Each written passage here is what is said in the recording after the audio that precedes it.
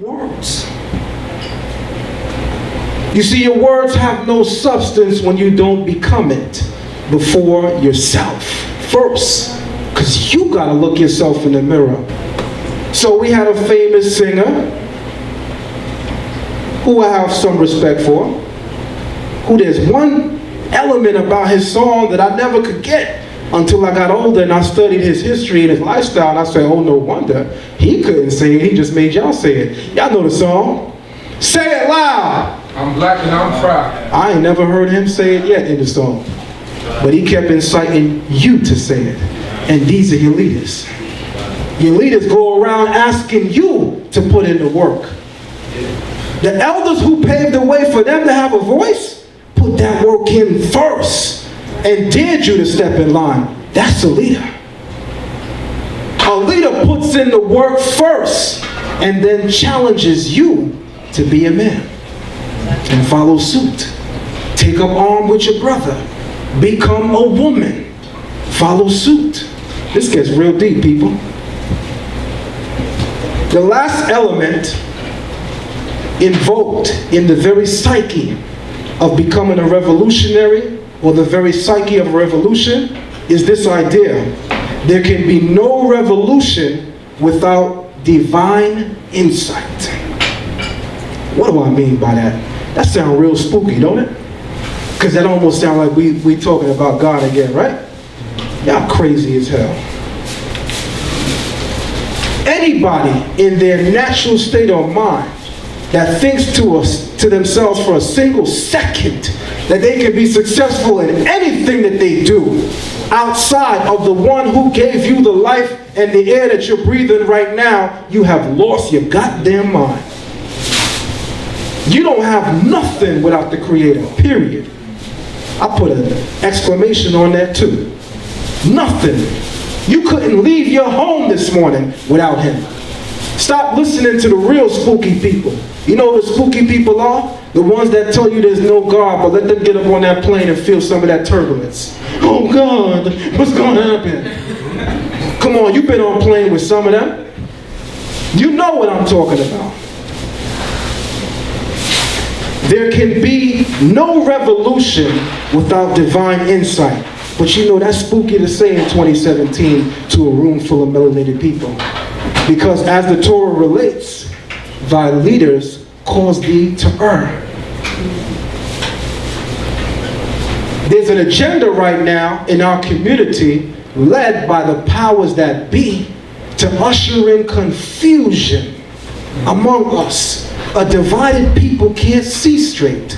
How are you going to be successful in walking on the path when you can't see straight? Well, what you mean, Brother Zion Lexx? Well, I'm about to tell you what I mean real quick. I'm going to fast forward really quick to show you exactly what I mean.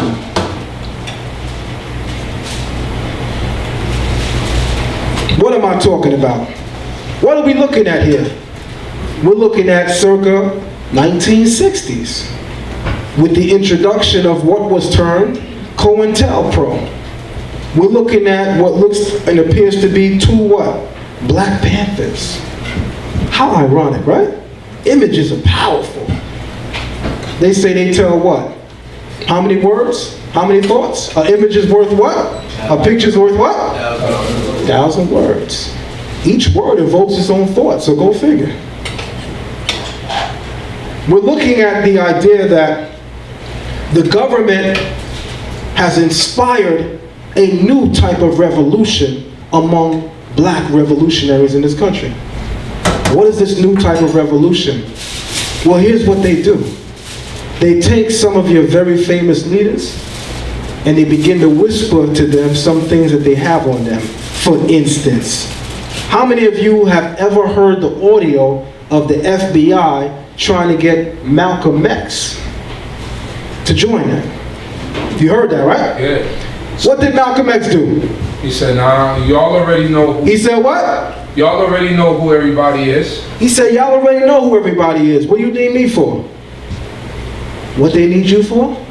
You see, you are the starring character in this here play. Because if we, the powers that be, can control your leaders, we are going to cause you to never be successful in anything that you do in terms of liberation. So what did you see in the 1960s with the emergence of what we call black consciousness? You saw black organizations stand up to fight the system, and then you saw and witnessed those same organizations fighting each other. Mm-hmm. Do you think that that was not by design? Of course. Do you think that these brothers woke up one day and said, you know what, I don't really like the fact that this brother is now Malik El Hashabaz. You Malcolm X, nigga. Yeah. Malcolm Little. You Malcolm Little, matter of fact. Matter of fact, your ass is Lil Red.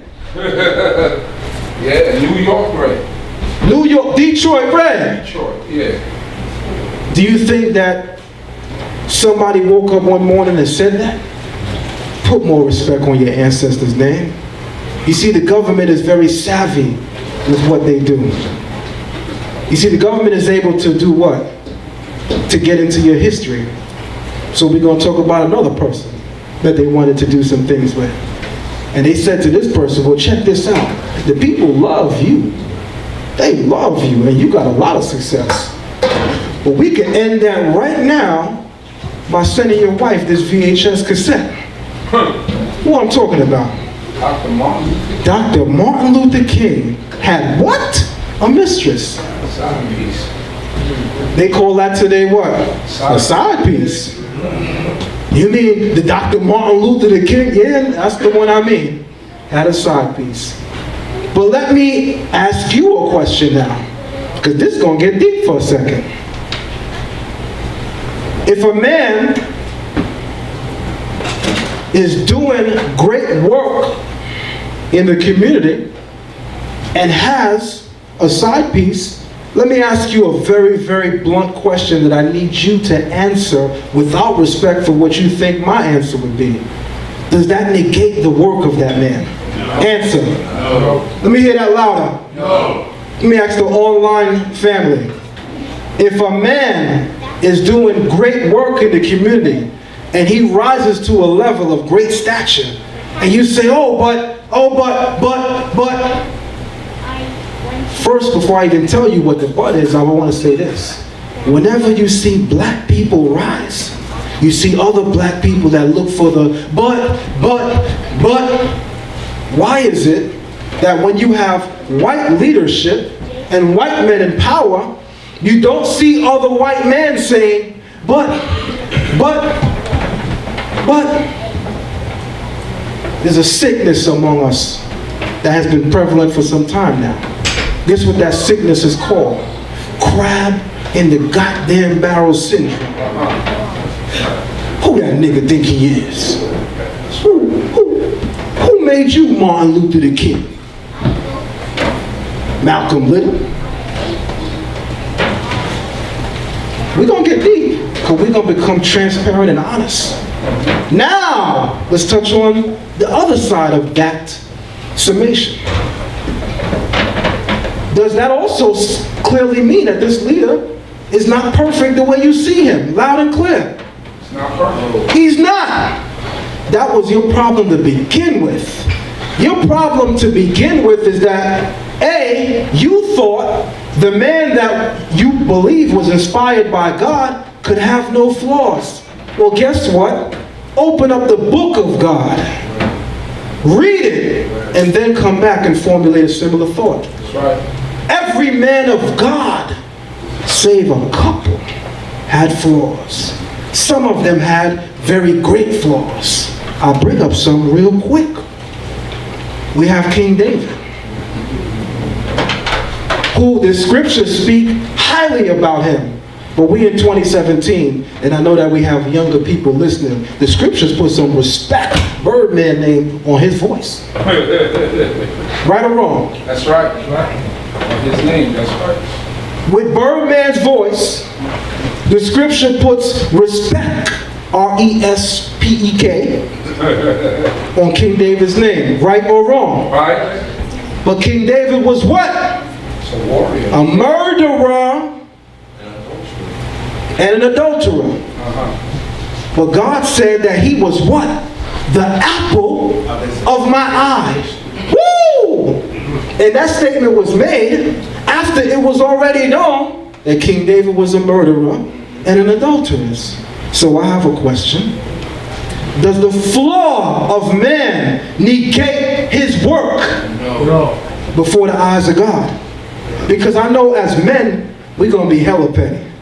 We're going to say Martin Luther the King had a mistress while we in the house with a mistress. We're going to say, I can't believe he did that. He shot that brother. Yeah. While we holding a smoking gun. Because we just came in from shooting a brother. I want to drive this point home very quick because it's a very, very deep point.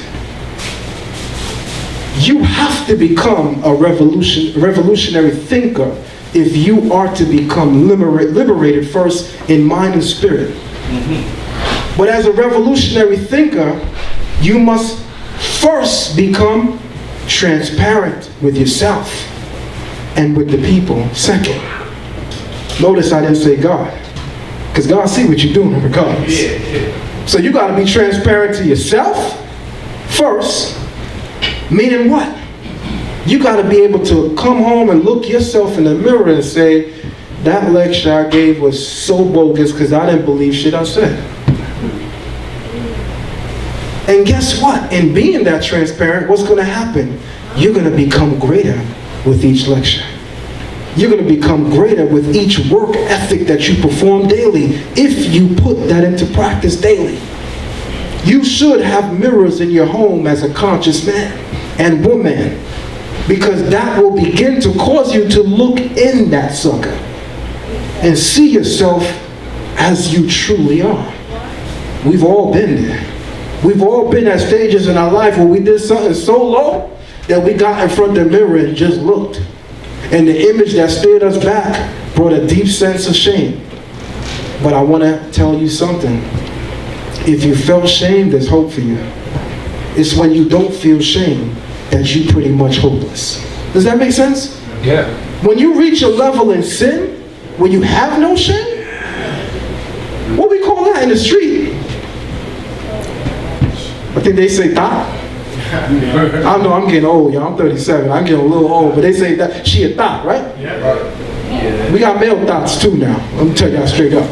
And for y'all brothers using the scriptures to pimp, the Torah is against having male thots. So just want to let you know that too. To keep it real, because we're feminine. To capitalize on my point about this country is a well thought out, designed machine. Created and designed to oppress you.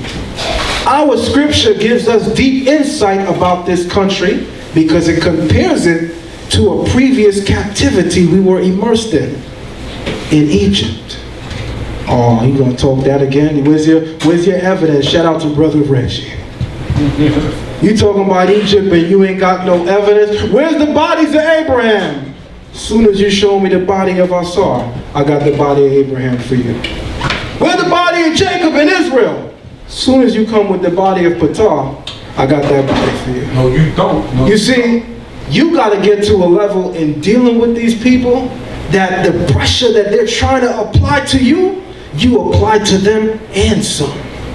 And some of us in the community going to show you how you do that. Shout out to Seti. I can only be me. How do you make the screen go longer? Huh? How do you make the screen full? I was trying to figure that out. It wouldn't do that for me. Alright. I want to make this clear while we're on this point about the current state of the conscious community. Here is something that we see currently as the face of the conscious community. Turn on your latest conscious TV YouTube channel, and what do you see? The Moors verse, Kemet. The Hebrews verse, the Moors. Kemet verse, everybody. That kind of dialogue can only be controlled by this mechanism and machine right here. Does that make sense? Yeah. Because a real father, a real conscious father, would not see his children doing this. especially knowing that there's somebody else pulling the goddamn strings. You see, whenever you pit consciousness versus consciousness, let me say that again. Whenever you pit consciousness versus consciousness, you are now unconscious. You are not supposed to oppose or become standoff with a dialogue concerning consciousness. Does that make sense? I'm arguing my version of truth with another brother who's arguing his version of truth. So now we're at a point in our argument where, nigga, I know I got the truth and you don't. Damn, I just called you a nigga? Sound like I got no truth. Because I'm using a word designed to destroy my people, to build myself up. Does that make sense? Let me say that again. I'm using a word designed to destroy my people,